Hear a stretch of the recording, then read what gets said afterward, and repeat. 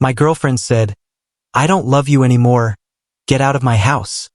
I calmly said, "Okay." But when my lawyer sent her a $50,000 bill for the renovations, she went absolutely crazy screaming on the phone. I'm 31, and for the longest time, I truly believed I had met the love of my life. We'd been together for 3 years, and when I first met her, she owned this beautiful yet completely outdated house in a decent neighborhood. From the very beginning, she'd complain about how much she hated living there. The kitchen looked like it belonged in the 1980s, the bathroom was covered in those old avocado green tiles, and the living room felt like a time capsule that no one wanted to open. Being a contractor by profession, I didn't just see problems, I saw potential. I told her I could help transform it into something she'd be proud to call home. 6 months into our relationship, I moved in. She was thrilled when I offered to renovate the place, especially when I said I'd cover all the costs myself. My way of contributing to our future together. Looking back now, I should have written everything down, made it official, but love has a way of making you ignore logic. The kitchen alone cost me $15,000. I tore out those ancient cabinets, installed custom maple ones, laid down granite countertops, and upgraded every appliance to stainless steel. Watching her face light up when she saw the transformation made every penny feel worth it. Then came the bathroom, another $12,000. I removed those hideous green tiles, installed a walk-in shower with glass doors, added heated floors, and built a double vanity. She posted photos everywhere online, calling it her dream bathroom. And still, I wasn't finished. I opened up the living room, knocked down a wall, installed hardwood floors, and built custom shelving. Then I finished the basement, adding a home theater, surround sound, and a small wet bar.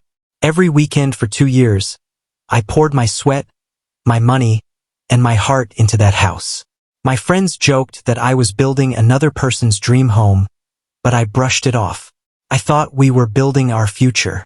She never once offered to pay a dime, saying she was saving for our wedding. Yet I never saw any savings. 8 months ago, things started to feel different.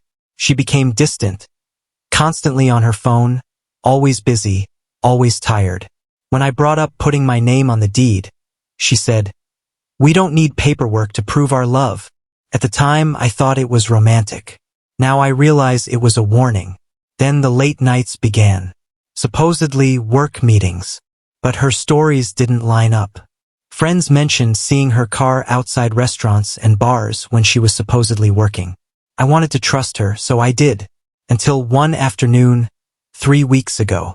I came home early from a job site, pulled into the driveway, and saw a car I didn't recognize parked next to hers. The front door was locked, which was odd since I lived there too.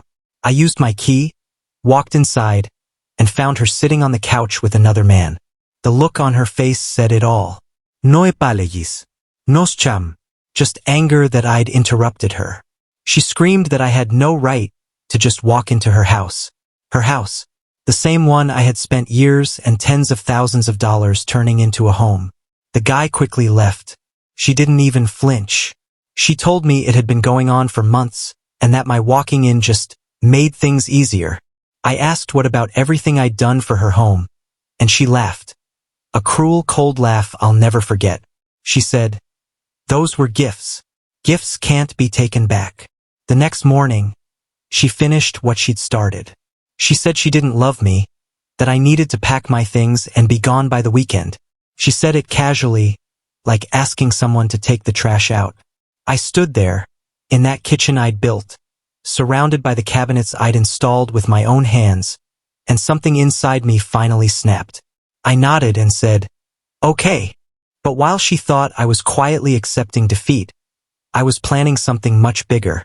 I spent the next few days gathering every receipt, every permit, every before and after photo. I called my lawyer and a contractor friend who handled appraisals. The numbers were astonishing. I'd raised the value of her home from $180,000 to $270,000. My efforts alone had added $90,000 in value. My lawyer told me there's a term called unjust enrichment, when someone benefits from another person's work without fair compensation. He said my case was a textbook example. So, the following Monday, while she was probably still gloating about her fresh start, she received a letter from my lawyer, a detailed invoice for $52,000. Within an hour, my phone rang. Her name flashed on the screen. When I answered, all I heard was her screaming that I was suing her. I stayed calm and said, "You'll need to talk to my lawyer." That's when the real show began. At first, her calls were filled with rage. She accused me of being petty, vindictive, of turning love into a transaction. When that didn't work, she switched to guilt. She reminded me of our good times, saying I was destroying everything we built. Ironic, considering she was the one who destroyed it. Then came the bargaining. She offered to pay me a few hundred each month until the debt was cleared. My lawyer warned me not to accept, saying it could undermine our case. So I politely declined. That's when panic set in. She tried to refinance the house to pay me, but the bank rejected her. She couldn't afford the loan. She called me crying, saying she might lose the house. Her family soon joined in. Her sister called me heartless. Her mother left angry voicemails calling me ungentlemanly. I almost laughed. None of them had said a word when I was spending every weekend building their daughter's dream home. But now that I wanted fairness, I was the villain. 3 weeks later, we filed the lawsuit. The local news picked up the story. Headlines read things like, "Man sues ex-girlfriend after funding $50,000 renovation." Some people called me smart, others called me petty. But I knew the truth. This wasn't revenge. This was justice. Her lawyer tried to argue that everything I did was a gift. But the evidence said otherwise. Texts, photos, posts where she wrote, "our home." Conversations where she talked about our future. It was all there. During mediation, her lawyer offered $25,000. Mine countered with $45,000. She broke down crying, accusing me of destroying her life. I wanted to feel sorry for her, but then I remembered that laugh, the one when she said my work meant nothing. We left mediation without agreement. The trial was set. But 2 days before it began, she called me, sobbing, apologizing, begging to end it peacefully. She offered $35,000, saying it was all she could manage between loans and family help.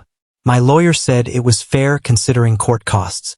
I agreed, not out of pity, but because it was a reasonable settlement. When we met to sign the papers, she looked hollow, a shadow of the woman who'd once believed she could throw me away without consequences. As we finished, she asked softly, "Do you think we could ever be friends again?" I looked her in the eye and said, "No. Friendship requires respect. You showed me none." 6 months later, I heard through friends that she'd lost the house anyway.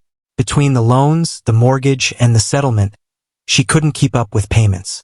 She sold it for $265,000, confirming exactly how much value I'd added. She walked away with barely enough to buy a small condo. As for me, I took that $35,000 and used it as a down payment on my own house, a modest fixer-upper with great bones. Every nail I hammer now builds my future. Every hour of work adds value to my life, not someone else's. Looking back, I don't regret it. What I did wasn't cruel, it was fair. She learned that actions have consequences. And I learned that love without respect isn't love at all. Because the truth is, generosity should never mean self-destruction. Love doesn't mean letting someone use you as a stepping stone. Sometimes walking away isn't enough. Sometimes you have to make sure they feel the weight of what they took for granted. I got my justice. She lost her dream home. And somewhere in between those two truths, I found my peace. Like and subscribe for more real-life stories of karma, justice, and lessons learned the hard way.